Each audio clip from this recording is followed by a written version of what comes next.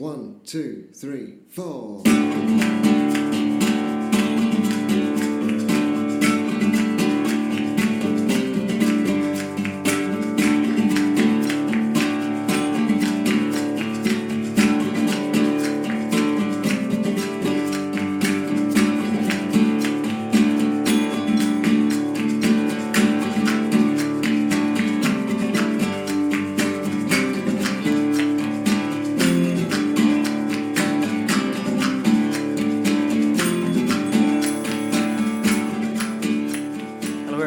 Thanks for downloading Scuba Confidential. This is episode 23. We're back. It's Marcus here, with me my two friends Louise. Hello. And Ian. Hello. We've got a few bits and pieces we're going to discuss on this particular episode. We're going to look at some news items, some Scapa Flow news, and something about an Oceans Film Festival. Lou's got a few bits and pieces up her sleeve that she's been up to, and Ian had a chance encounter with someone which may lead to future diving. New diver, yeah.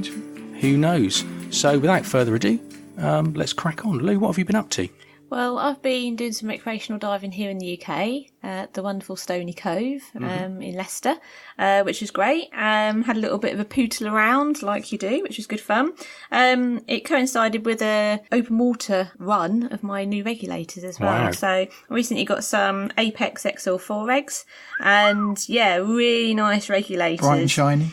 They are, yeah. Lovely. Yeah, it's a bit of a worry kind of taking them in for the first time, like my precious things. But they're really great. Overall verdict is, yeah, they're really good. They're lightweight, they're compact, they're suitable for all environments, including cold water. So I think they're tested down to 4 or 5 degrees, and which is great, yeah, for here in the UK, especially in the winter months. You've not got to keep switching your regulators, so I can use those all year round. They're really lightweight, like I say, and I'm just a slip of a girl.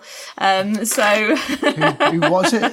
You deadlift about 60k? 70 now. 70k? Yeah. Slip of a girl? I know. What can I say, Never judge a book by its cover. But yeah, in terms of dive gear, I like anything that's lightweight, easy to use and flexible. I'm all for that. And these regs really delivered on that front. So in terms of the actual mouthpiece, they've got something called a ComfoBite mouthpiece. Right. And it's like a uniquely designed bridge that fits along the upper palate of your mouth. So I'm a bit of a biter on my regs, I have to confess. Whereas these particular regs, because they've got this particular design, it means you don't have to bite down on them quite so much. So you can kind of just let them, like the mouthpiece part, you can let it rest just along the inside of your bottom row of teeth. Ian, you got something to say? Well, do you find you do that when you first jump in, especially when the water's cold? Oh, yeah. You've got your regulator in your mouth. I'm a you jump habitual in, biter, yeah. You kind of grip down a bit more. You do, don't yeah. you? I'm glad it's not just me do that. Absolutely not. Good. No, it's something that over time the mouthpiece can wear away, which you don't want because it can come adrift altogether. So, like I say, with this particular design, it's great because you can just let the mouthpiece just rest in your mouth, and it kind of like you let it cradle on the bottom set of teeth.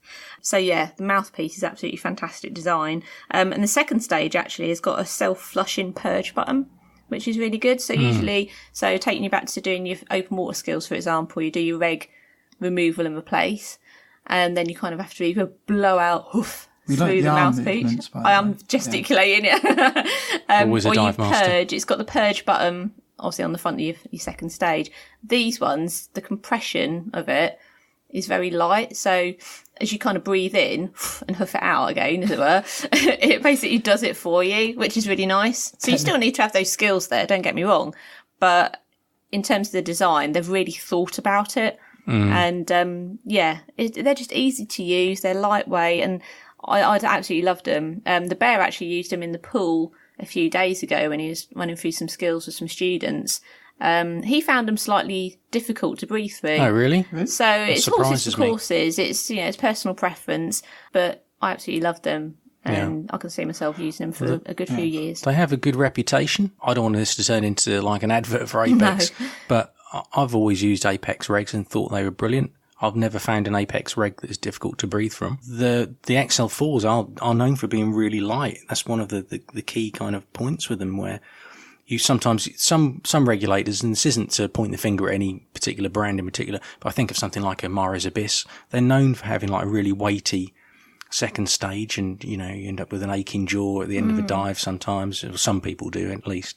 So the fact they're light and compact and cold water, they can be used in cold water, is fantastic. I think it sounds like they've really put some thought into the mouthpiece. Yeah, I think the overall design they've put a lot of thought into, and I think this is going to be a bit of a turning point, I think, for regulators. Yeah. So, and it is each their own. It's such an individual thing, but the fact that they're compatible with cold and warm water diving, and they're lightweight, so they're great for travelling. Yeah. So I dive with Apex as well, and I use them here, absolutely fine, brilliant, and I've dived with them in the Red Sea, absolutely fine as well, brilliant. As we know, as divers, baggage allowance is always on our mind, isn't it? So the lighter your gear, it's less to worry about. It's always been the drawback with travel regulators historically, and again, I'm not going to point the finger at any particular brands, but you always compromise some sort of structural integrity and some thermal capacity in terms of being able to use in cold water for that lightness. So having something that's compact and light and can be used in cold water is a bit of a bonus. It's not often you get those two things combined. So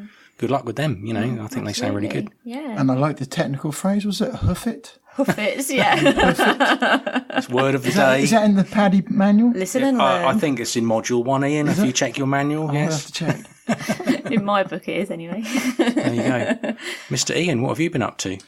Well, I had a good conversation with somebody the other day. I was at the gym, and you know how conversations sometimes go for a tangent, and we're talking about fitness and stuff like that. And somebody was just saying to me, "Oh, you see it at the gym quite a lot," and I was just explaining, trying to keep fit for diving and stuff like that, and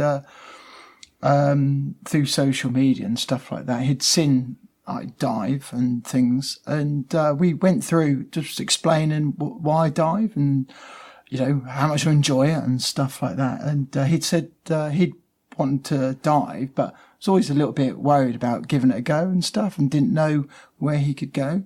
So I just steered him towards the local dive club, and said, if you let me know, we'll come and have a time up there where you can come and test it and see how you get on by blowing some bubbles and see how you like it. As a dive master, it's great that he knows you already. Yeah. So he's got that degree of trust already with you. You've got that rapport. Yeah. That'd be great if he comes along and takes and just it up. Spreading the word. So even though for non-divers, they get to hear through conversation, maybe at the pub or maybe you're out and things like that, maybe work colleagues, spread the word about diving, and also spread the word about a good diving podcast as well. Naturally. Of course. I can't. Can you think of any? I'm scratching my head here. But I think there's one called Scuba Confidential. No, those clowns. For me, what have I been up to? I've been coaching some new dive master candidates in the pool, actually, which is fun. They had their first skill circuit. So for those who don't know what the skill circuit is, if perhaps you're not at dive master level or you're considering it, or we have talked about it on a previous episode, if you track back through the episodes, but within the dive master training, you have to perform the 24 skills to demonstration quality.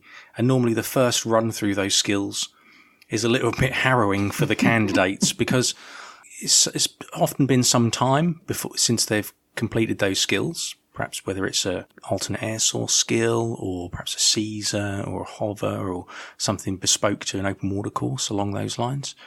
And it's one of the first times they've had to do them to demonstration quality. And often they're not particularly well prepped sometimes. This group did pretty well, actually. Their first run through, there was a few things they slipped up on, but overall I think they were solid and had a good baseline skill. And it's nice to be able to coach them and give them a bit of a steer and a few tips on how to demonstrate skills and positions so that students can see all the aspects of it clearly. And I think that they've all got potential. The 3 guys that have been with me, or 4 actually in total, going through the skills, I think they'll be all right. I think it's going to be good. Yeah. So all positive stuff. Excellent. That's what we like. What we also like is Lou with the news. We've all heard of the High Seas Fleet, the German High Seas Fleet up at Scapa Flow, haven't we? So you're very familiar with it, aren't you, Marcus? Yeah. And actually, all 4 of the German High Seas Fleet wrecks have actually been put up for auction on eBay and consequently sold for a total price of £85,000. The asking price for the SMS Margwarth was originally £250,000. The SMS Carlsroy was £60,000. The SMS Konig was £250,000, as was the SMS Kronprinz Wilhelm. Having gone unsold the first time round, so quite a while back, the ships were basically relisted on the website, which with much lower reserves, and the 3 battleships eventually each sold for $25,500, and the cruiser, which is the Carlsroy, sold for $8,500.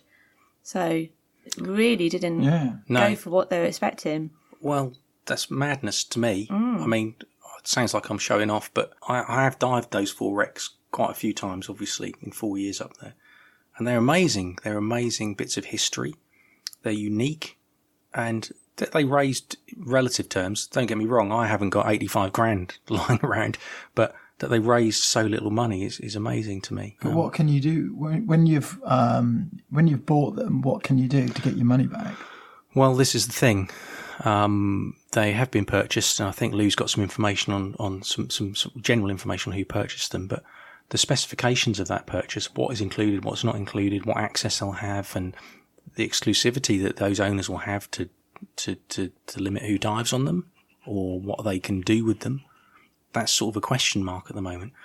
What information is in the report, Lou? Well, Tom Clark has been handling the marketing of the ships, and Mr. Clark's a diving contractor. He actually purchased the wrecks in the early 1980s from the receivers, and after the previous owner, a company named Scapa Flow Salvage, went into receivership.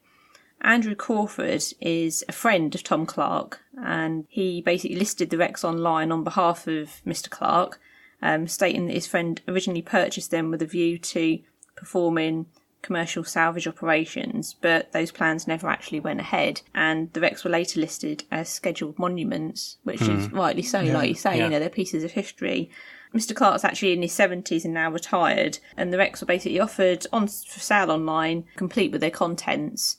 And these are pieces of history. They're famous worldwide. And I believe at least one of the wrecks has been bought by an investor from Saudi Arabia.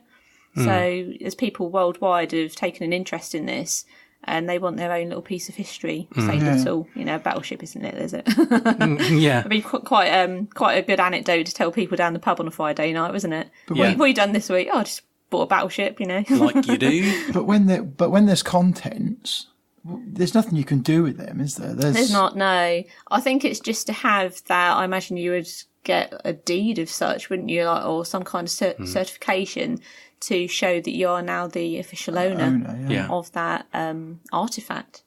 Or what is left as salvage rights on that wreck, or not so much salvage rights on something, a historical monument like that. But this is something I always explain to people on wreck courses. I'm going to go off a very minor tangent for a minute or two. If you're based in the UK and you stumble across a wreck, there's the Preservation of Wrecks Act 73, and obviously a wreck is still owned by someone. Just because it's sunk, it doesn't automatically become a free-for-all. So any flotsam, jetsam, bits and pieces that are around the wreck, any salvage rights on the wreck, it's still owned by someone. You can't just take stuff willy-nilly. And perhaps someone wanted to own it because there's a wreck, because there's something of value. Of course, there's things of value still within the Scapa Flow wrecks. It may be for the kudos of it, who knows, but let's hope they still retain access for divers generally, for recreational divers and people visiting, because they are amazing to see. The conclusion of the sales is apparently subject to terms and conditions, and they're actually being finalised, basically their approval from the Ministry of Defence at the moment. So I think there's a few little loopholes to go through before everything is completely done and dusted with regard to ownership. But Ian, you've got a few points, haven't you? Well, yeah, and I was also going to say is that it must be one of the weirdest things that's been on eBay up for sale as well. Yeah. I'm sure wrecks don't come up for sale very Pretty often unusual, on eBay. especially of this significance. Yeah. So Usually find wrecks on Tinder. Quite a few wrecks on Tinder. That's another subject. Moving on swiftly. So I was looking on the internet and I think, well, I've heard about this jetsam and floatsam and I thought, well, what does that actually mean? Solicitor's firm, isn't it? Yeah, it is. And I thought, well, what does that actually mean? Because there might be listeners out there who don't know, like me. So jetsam. Okay, jetsam goods cast overboard to lighten a vessel in danger of sinking, and the vessel may still perish. So they're going to lighten the load in hope to save it, and they'll throw maybe crates, stuff like that overboard. So that's jetsam. Flotsam describes goods lost from a ship which has sunk or otherwise perished. Goods are recoverable because they remain afloat. Okay. So same thing. Then you've got Lagan, I think that's how it's pronounced, describes goods cast overboard from a ship which afterwards perishes. The goods are buoyed so they can be recovered. So they may be, so something big, maybe like a big cargo container, might get washed overboard in a storm. And if the crew know roughly where it is, they could leave a buoy there as a marker. So that's Lagan. Then there's derelict, describes property, whether on a vessel or cargo, which has been abandoned and deserted at sea by those who were in charge of it without any hope of recovering it. Right, so it's an item on the vessel that could be, or it could be in the vessel itself. Right. Okay. So it could be like a wreck has run aground. Yeah. And the cost of the recovering the vessel is more than what the actual vessel is worth itself. Oh, I see. Yeah. So that could be classed as derelict. Mm. And a recent case of that, they were looking into as a big car container, and there was big conversation about whether that's actually going to be so much to recover it or leave it as derelict. In the end, they did recover it. That's going back a couple of years ago. Mm-hmm. Yeah. Oh, thanks for those a few little terms. Yeah. Very good. There's actually a bit of a rich history of wrecks becoming wrecks for financial reasons. Usually it's very slightly devious and underhand how it happens, and there's always stories attached to wrecks. Off the coast of Thailand, where I used to be based, there's suddenly quite a few wrecks of tin mining vessels. The tin mining industry was really profitable and did a lot of business in the 60s, 70s, and right up till relatively recently. As the tin mining business started to flounder, these vessels that were being used suddenly all began to sink all of a sudden and have problems where the insurers would have to pay out on them. And one of the vessels I used to take guests round out there was called the Boonsung wreck, which was one of those type of vessels. And in Egypt, there's a similar thing where there's a few wrecks where it seems unlikely that the captain didn't see the reef or the obstruction coming.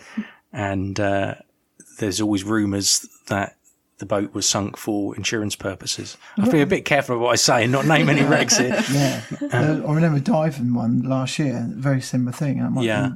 There's normally a few sides to every story, and that sort of ties in a little bit with the Scapa wrecks, where there's a few theories on why they were scuttled.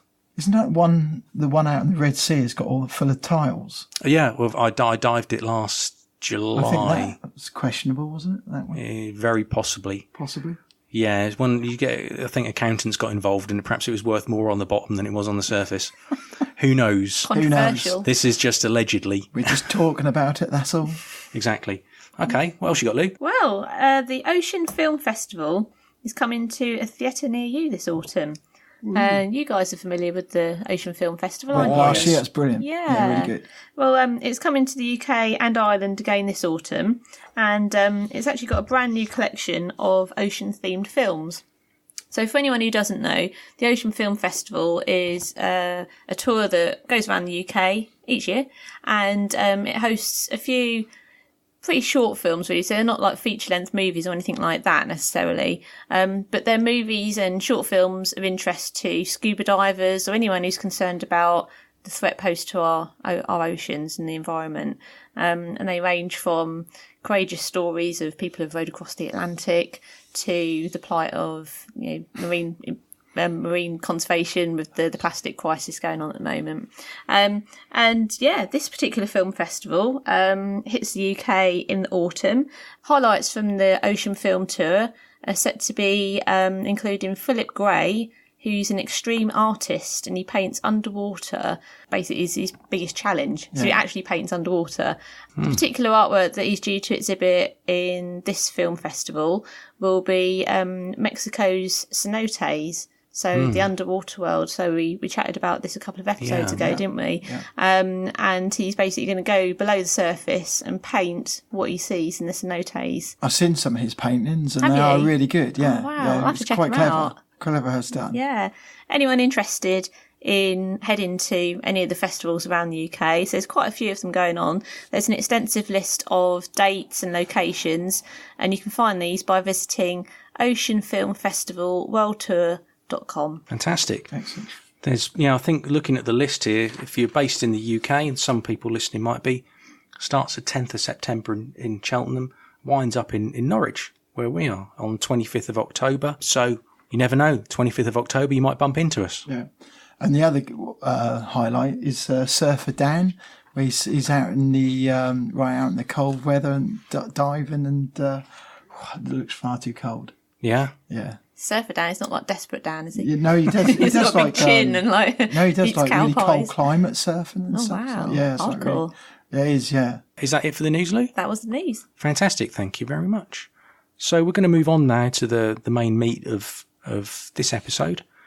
A couple of episodes back, on episode 21, we talked about gas consumption and sort of hints and tips of how you could improve your gas consumption.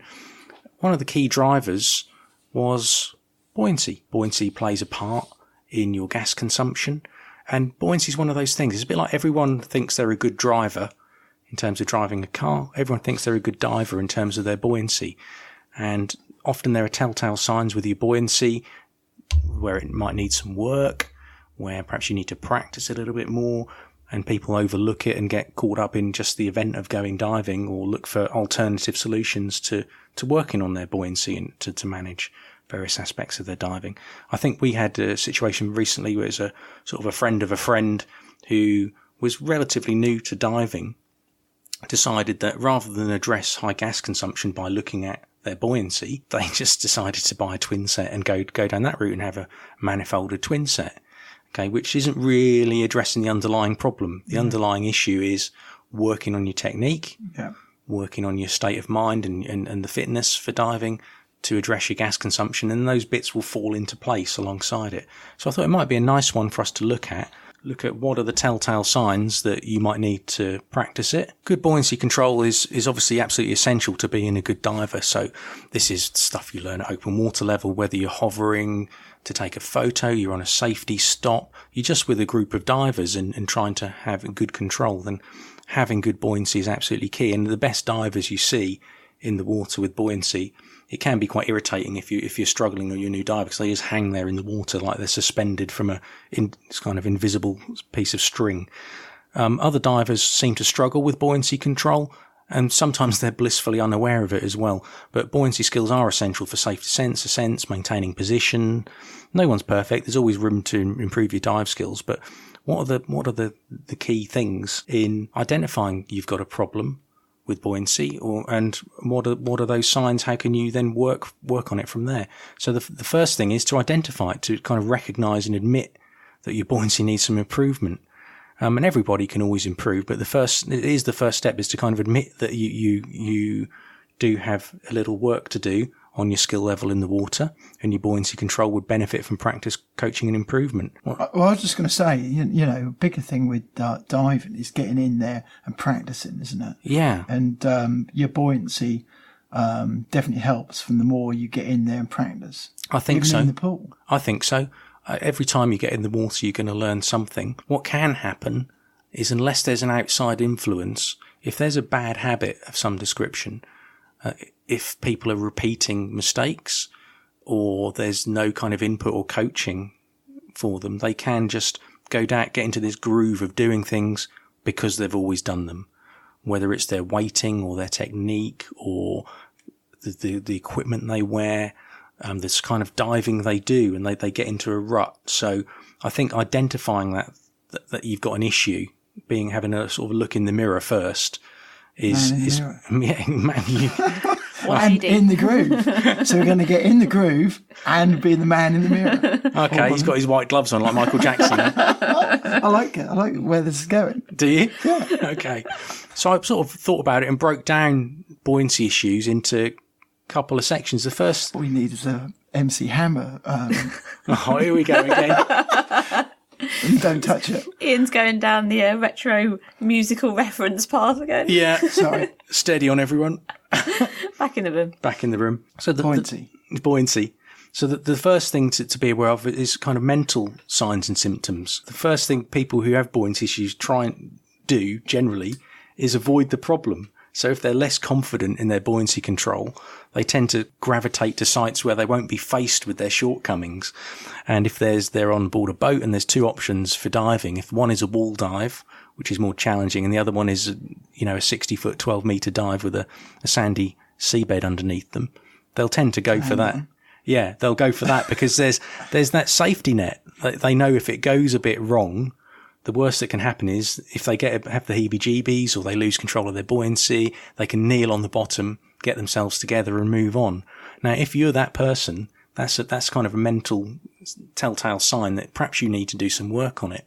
If you're choosing your dive sites like that, then you've got some work to do on your buoyancy. So be honest with yourself about the dive sites you're choosing and why. Yeah, although I really enjoy diving by a wall. That's quite good because you can look across. You obviously you can maintain your focus on the wall, which helps with your buoyancy. But you see so much wildlife on a wall, don't you find? I love a nice wall dive. I'm a big fan of a wall dive. I was up at the Farne Islands on one of the first dives up there. I can't remember what it's called.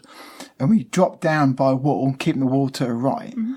Just as I got in, and I could see this like starfish was on this wall and that lost grip. Yeah. And as I was dropping down, the starfish was tumbling, but it all sort of happened in slow motion. You're just watching the starfish go, doo, doo, doo. And you're just kind of watching it as it was going down. Can you do that sound effect for us again, Ian? And it actually made that noise. There he goes. The man in the mirror strikes again. Yeah. So, yeah, you sure it wasn't you who kicked that starfish? And then, Ian, as you entered the water. I just never thought of that.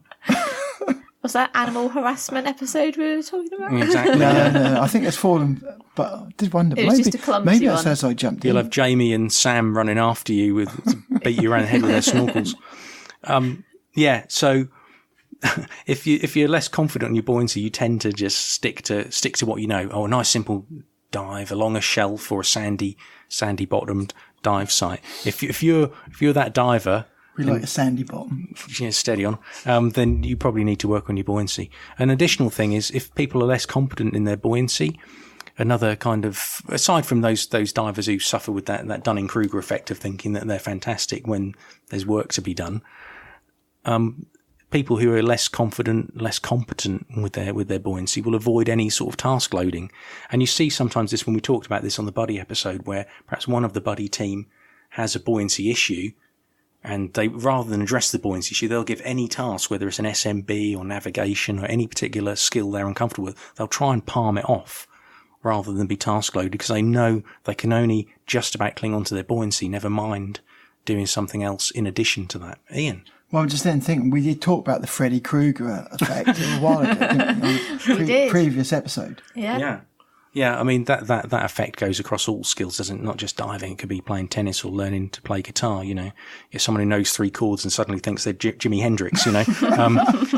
So and you get that same trait, that same psychological effect in diving. I can certainly relate to that, though. When I was first starting out a few years ago, I really struggled with my buoyancy and my position in the water as well. And the thought of having a camera in my hand or doing anything else was just like alarm bells going off. I just, no, I've got to focus on this. My whole focus was my position in the water, my buoyancy, and you almost become fixated with it. And it's not great, you know, when you're anxious, like we were saying on previous episodes, your air consumption increases. So it's really good to nail, you know, those basics earlier on. Yeah.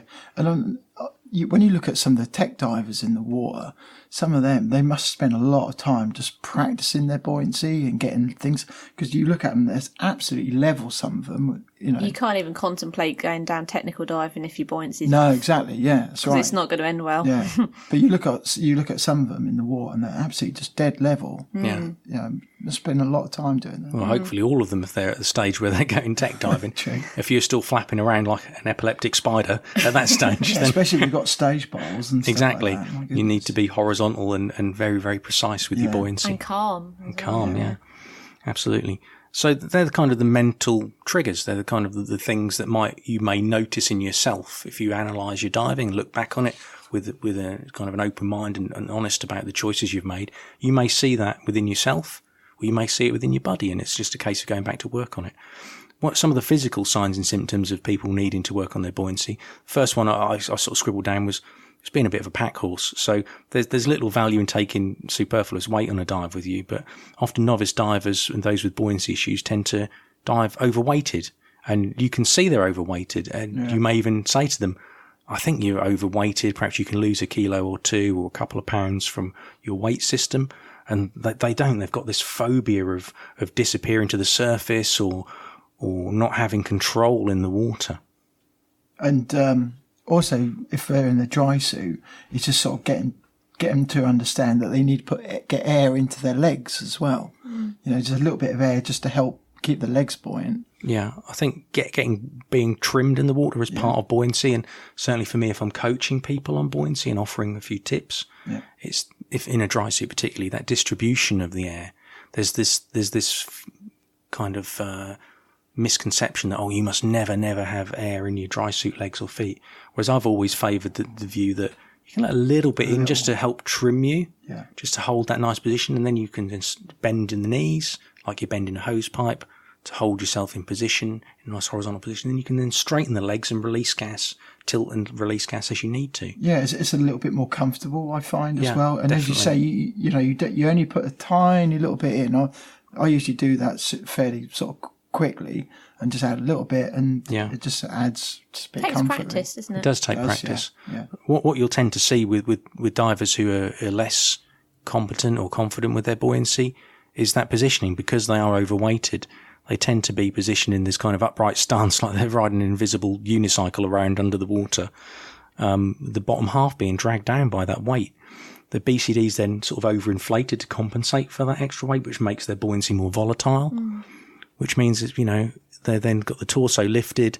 And the two things combined means that because they're tilted upright, every time they kick, they then go up sort of half a metre in the water because they're slightly more upright. They're perhaps at 45 degrees, which then the residual gas in their jacket, which is inflated more because they've got additional weight, then expands.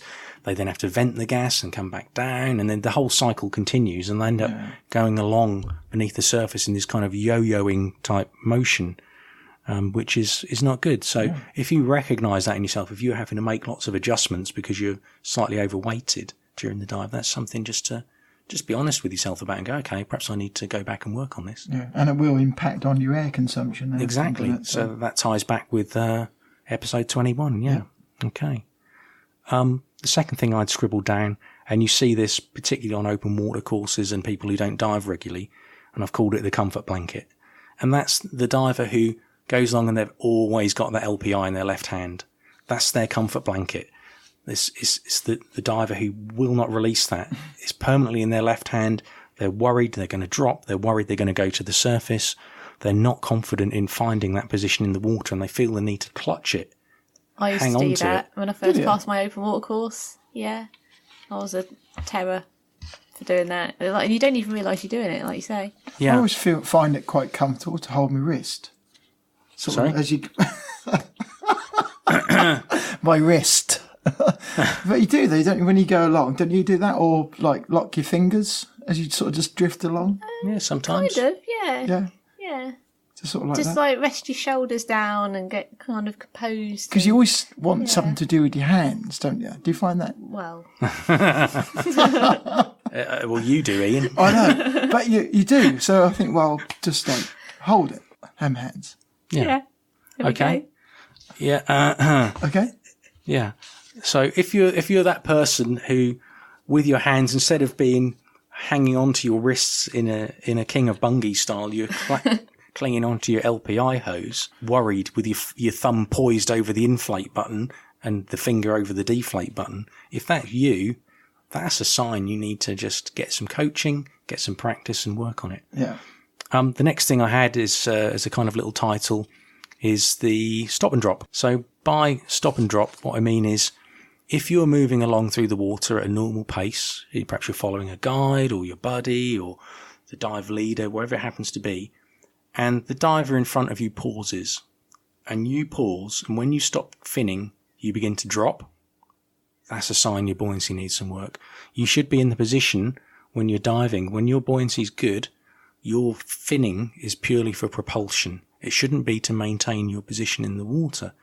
So if you notice that when you stop, you suddenly start to drift down in the water column, chances are you're diving maybe marginally overweighted, maybe you're diving slightly negatively buoyant, and it may be something subconscious that you've got a concern about. Particularly new divers, their biggest concern is kind of floating off to the surface.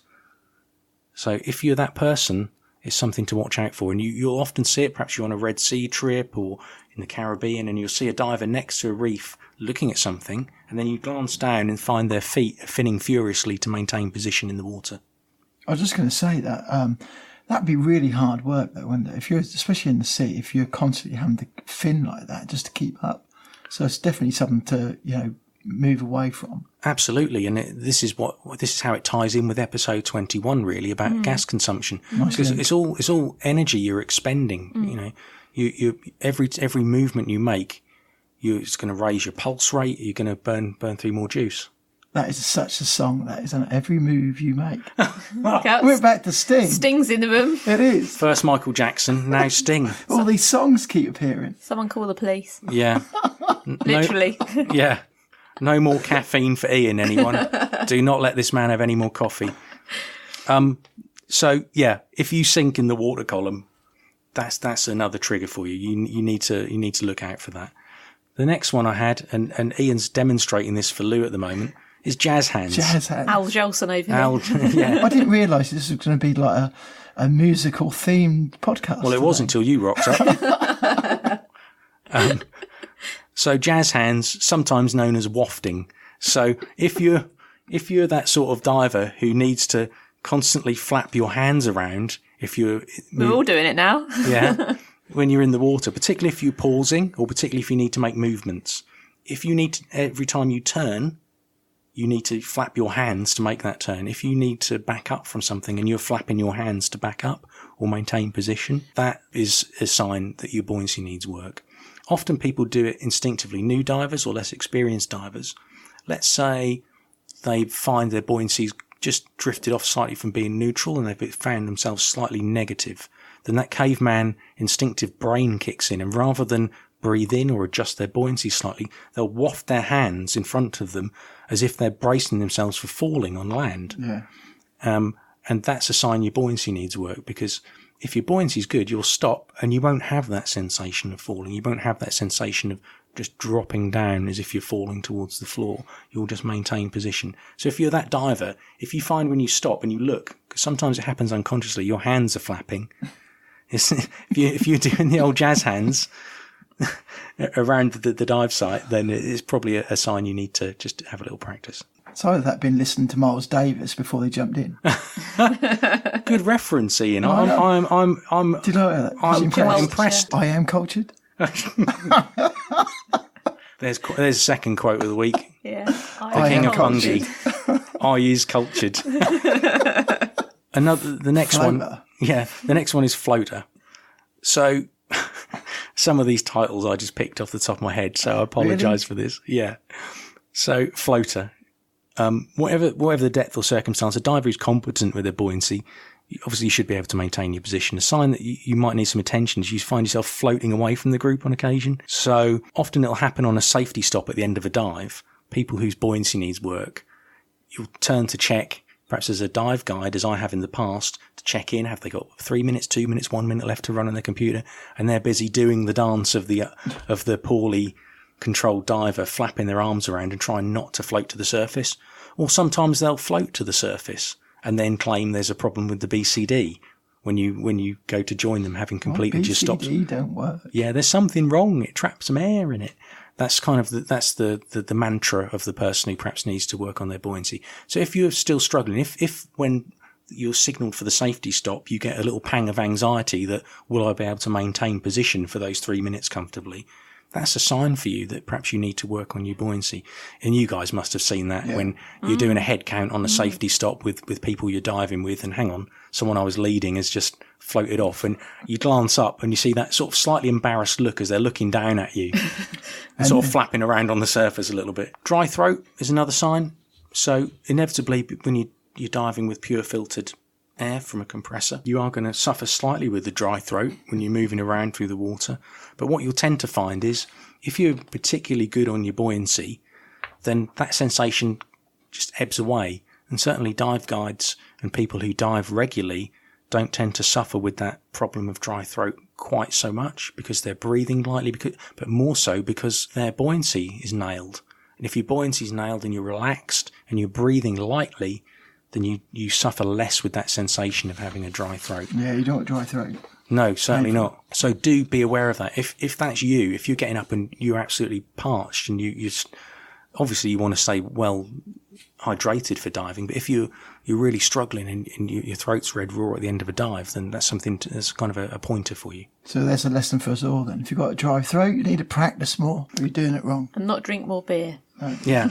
The final kind of section I was going to mention was an area that, and again, I don't want to make any listeners paranoid when I go through this, but things you may notice happening to you because the dive guide or the other people in your group are doing, because they recognise you've got poor buoyancy, even if you don't.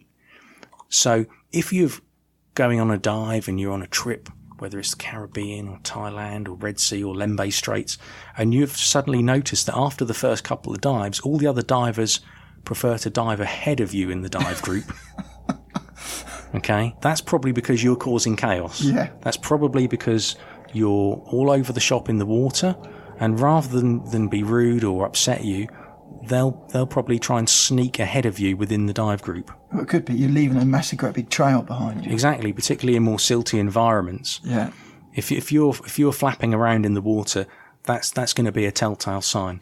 Another thing that you may notice happens to you if your buoyancy needs work that perhaps other people don't have is when the guide goes to show you bits and pieces, the guide may ask you to lean on their shoulder as opposed to giving you free rein to just go in and have a look at something. Because if there's a particularly delicate piece of wildlife, let's say it's a seahorse or a harlequin shrimp or something particularly special like that, I would much rather just tap my shoulder and ask someone to just steady themselves on me, and I'll surreptitiously work the buoyancy for both of us while they look at it, and then usher them away, rather than just let them go clattering into the reef or kick up the sand around this animal. On a serious note, when I said about leaving a trail behind you, just be conscious of your fins, because some fins have quite a downwash, depending on the design. I found that a set of my fins have quite a downwash.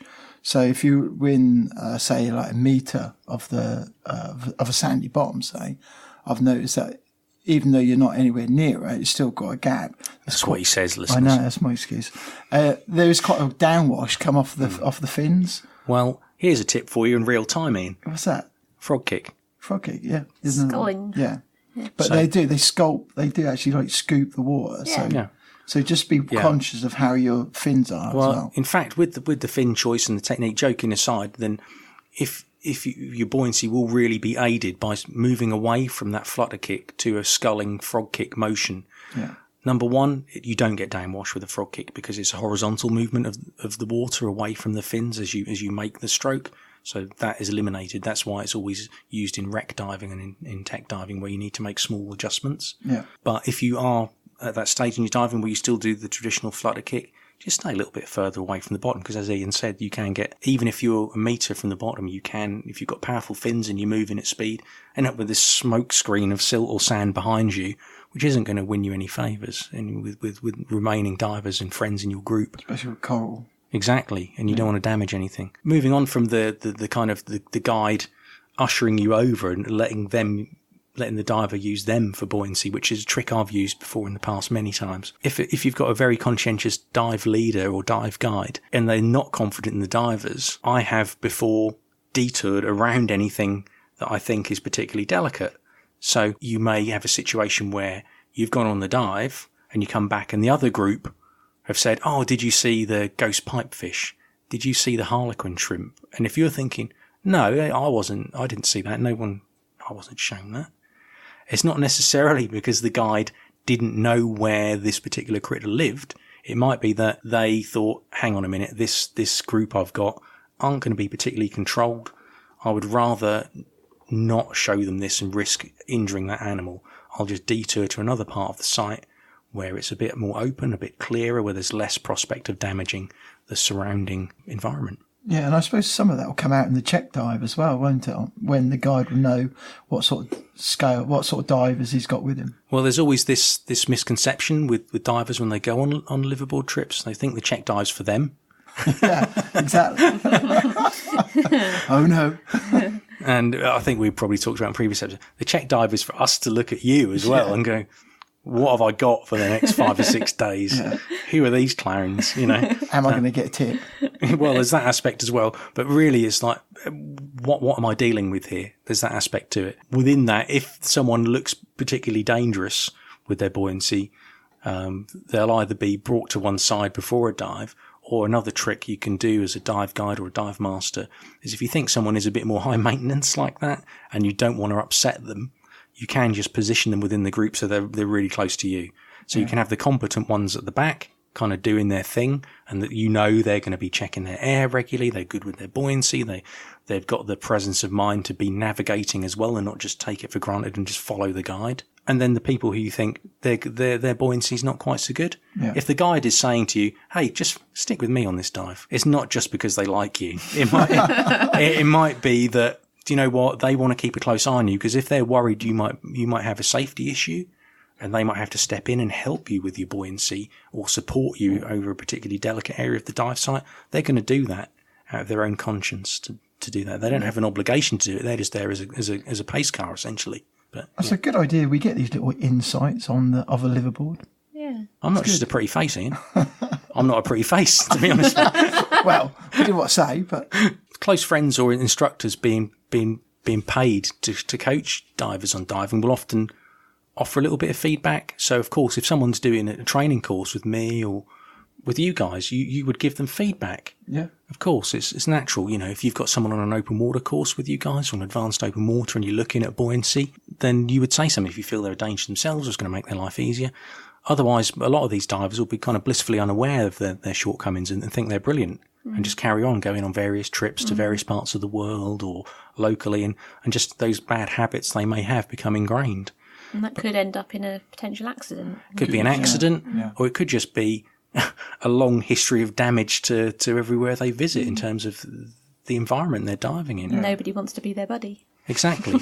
So just be aware of it, guys. And if you do notice any of those signs and symptoms, then, or you recognise it in yourself or in one of your buddies, do it in a polite way, but you can always go and have a chat with them about it. Recognising it is the first step, and every moment you're in the water is an opportunity to work on your diving skills, I'm still learning. It is. It's a positive thing because it's all about just getting better and enjoying your dive more. Yeah, exactly. So it's win-win. So as a first step, I would say go back to basics. Look at your weighting. Complete proper weight checks before and after you dive. See where you are with your weighting. It's when that tank is empty, it's more critical. When I say empty, I'm talking about 50 bar, 700 psi, depending on where you are in the world. All the exercises you learned at open water level are specifically designed to help you with your buoyancy. So if you haven't done them in a while, go back to basics and just spend some time in the shallows working on your fin pivots and your hovers and different movements and some of your task-loaded skills. You should be at the stage when you're competent that you can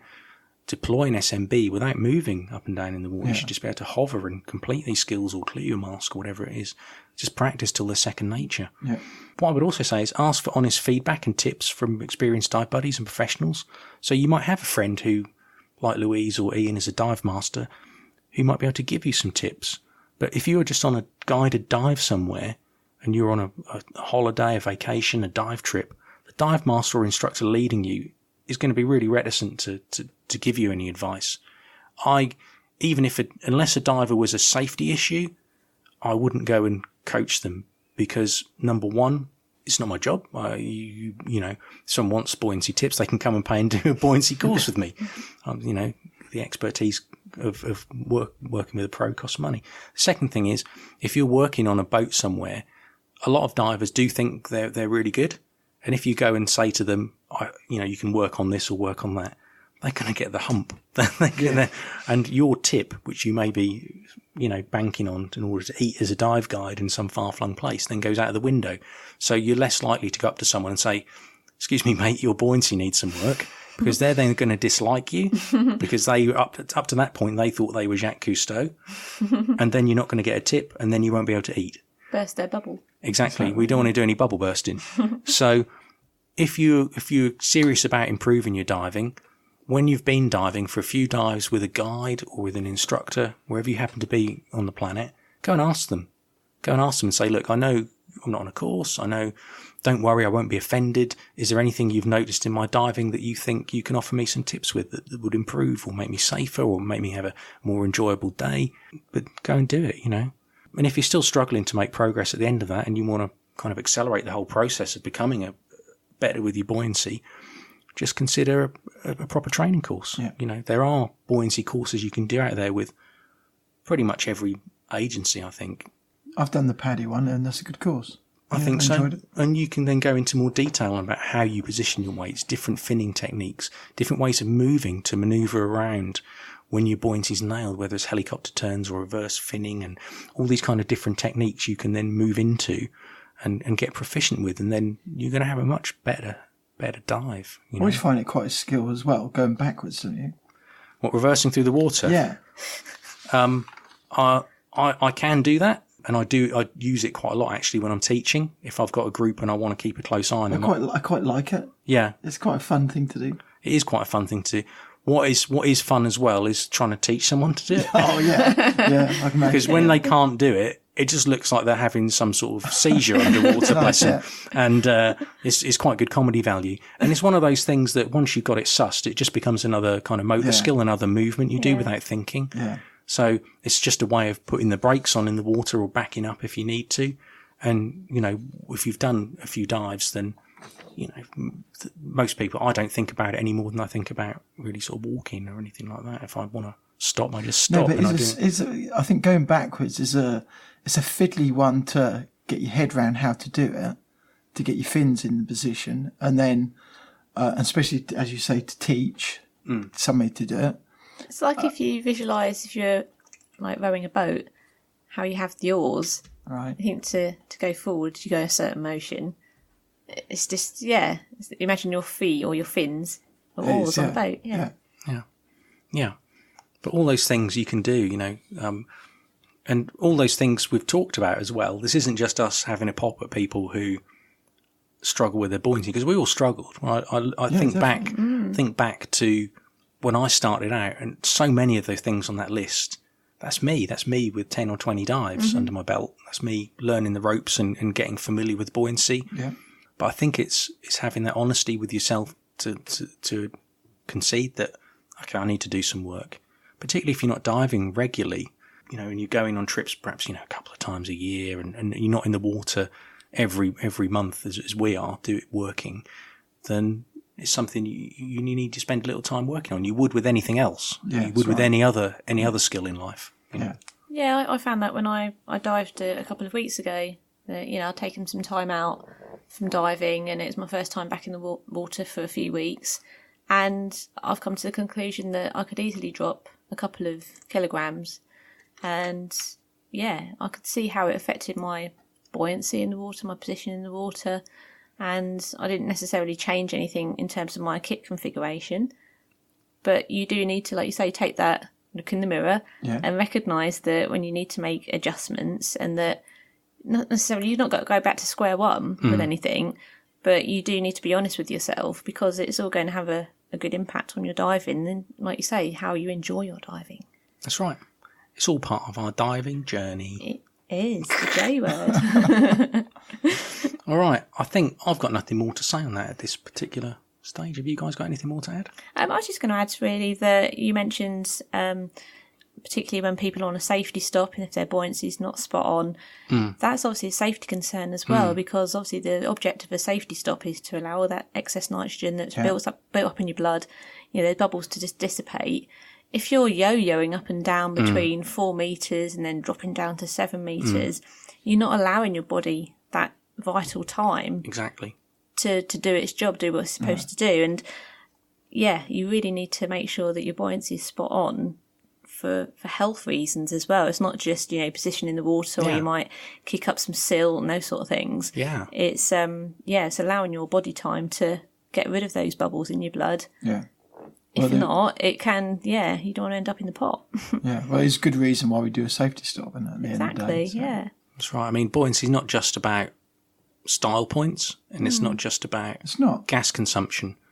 It's about safety overall, and it is, like I said when we started talking about this a few minutes ago, it is the cornerstone. Everything else links in with it. Without it, the rest of the diving collapses. You can't navigate if your buoyancy's all over the shop. You can't take a good photo if your buoyancy's all over the shop. You're not going to be able to do a safety stop. You're not going to be able to deploy an SMB without looking like you're some sort of juggler at a circus. It's all these things linking together. You won't be able to do that GoPro selfie if you ain't got a very good buoyancy. Your GoPro stick will be all over the shop. It's all about the gram. Exactly. Ian and his GoPro stick. We've heard about that.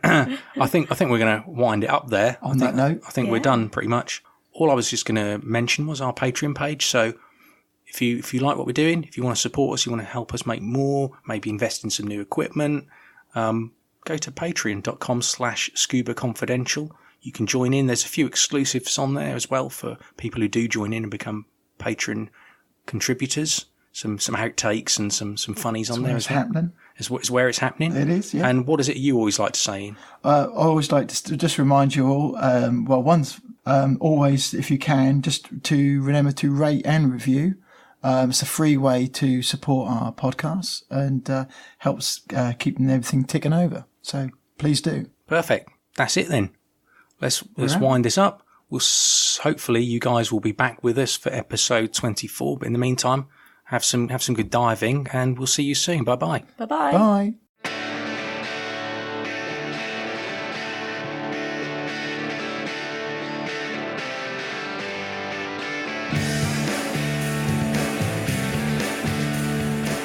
Thank you for listening to Scuba Confidential. We really appreciate you tuning in today. We'd like to clarify that we're in no way affiliated with any agency or organisation. All opinions expressed during this podcast are our own. If you'd like to follow us on social media, you can find us on Twitter at ScubaConfident1, Instagram and Facebook at Scuba Confidential, and if you'd like to support us via Patreon, go to patreon.com/Scuba Confidential. Any contribution is really appreciated. Additionally, if you have any suggestions for topics or discussions, just let us know at scubaconfidential@gmail.com. Many thanks to Plunkett Music for the groovy tunes, and we'll catch up next time. Until then, keep diving.